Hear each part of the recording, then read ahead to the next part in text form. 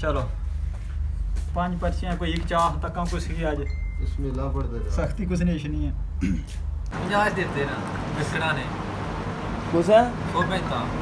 ना चिट्टा झूठ मारना है तो मतलब वीलागर साहब को झूठ मार ये झूठ नहीं।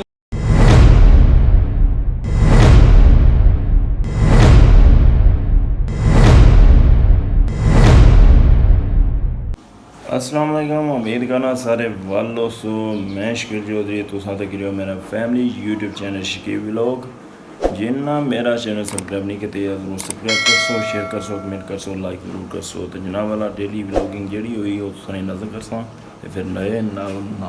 अच्छा जनाब वाला इतना दुकाना पर मौजूद हाँ तो इत्थे हूँ तुसा वेख सकने हो कि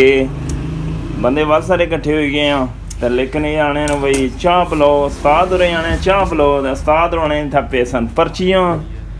ते हुण बनाणगे पर्चियां।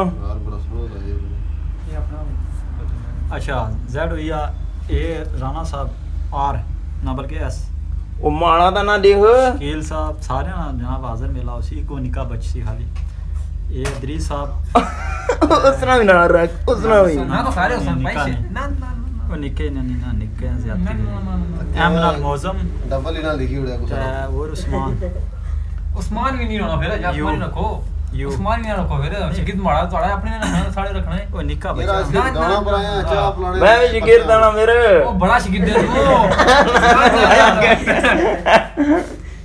जनाब यू हो गया Z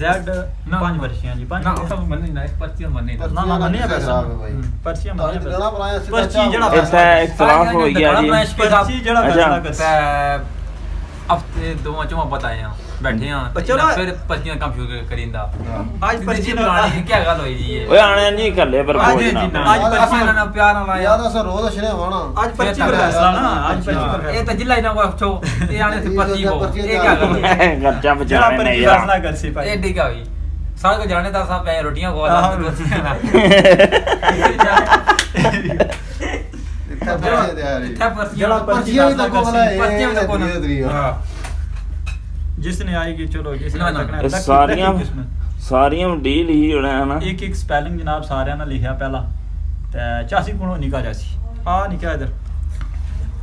ए जनाब पर्ची आई आ चलो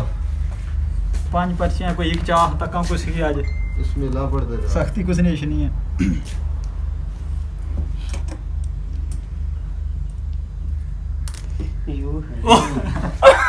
उस्मान साहब आसमान साहब पे नहीं कोई बड़ी है मैं पे गया फक्की तो स्मार्ट साहब बनाए नहीं अप्लाई सकने क्योंकि स्मार्ट साहब शिगिर ने ये दरीस साहब ने नाल अदरीस साहब ने चली शिगिर्दन दा अदरीस साहब शिगिर तो अपने शिगिर ना की रखया ओ मैं ना लाना ओए ओए तू नहीं ना वो भी शिगिर दे हाँ। आज ना शिगिर मारा नहीं है या गौरव साहब ने शिगिर तो या मेरे दी तक ना ना ये ओ कल ये लेंटर हो से ना जो या ना ना जो मशीना बे या साहब अच्छा वो कल तो सी ना आज तो जनाब ये जो बंदे नाल ज्यादती हुई रही है बेचारा हां तेरा मेरे बात खाना ही बढ़िया अच्छा पे ए भाई कद भी नहीं चलने वाली कुर्बानी ने बकरे भी बड़े बिके इसने ये तो काम मुश्किल हो गया फिर ये तो बहस इथे जनाब जिस बंदे ने पर्ची आई है इथे हम मुज़ाकरात जेड़े नहीं कामयाब होई रहे लिहाजा फिर क्या किया जाए कोई फैसला करो ना आदमी फैसला आदमी फैसला ये है फिर आखिर बिल्कुल पुराना होना जिसे दुकान हो गया ये तो काम खराब है फिर पर्ची मारा क्या मकसद है फिर भी पानी ये पर्ची से गला पैसे के मैं बचूं भाई तो बचने में चांस को नहीं तो लिहाजा जनाब अच्छा जनाब वाला उस्मान साहब ने पर्ची लिखड़ी सी तो उन्होंने चाह मंगवाई है ते नाले बिस्कुट वगैरह बड़ी मेहरबानी जी उस्मान साहब बिस्कुट उस्ताद मोहतरम ने मंगवाए ना ये झूठ मार रहे हो 100 सा जिता है 50 देते ना बिस्कड़ा ने कुछ है 100 पैसा ना चिट्टा झूठ मारना है तो मतलब वीलागर साहब को झूठ मार ये झूठ नहीं है मैं मेरा साल बिस्किट में कुछ साल 100 ना जिता है जो जुर्माना 100% ठीक है हां बिस्किट 100 जिता है चलो चलो मुको ना ठंडी सब बनाओ मतलब खाने या ठीक है मजीद यह है कि व्लॉग कर एंड अल्लाह सोने ने वाला है।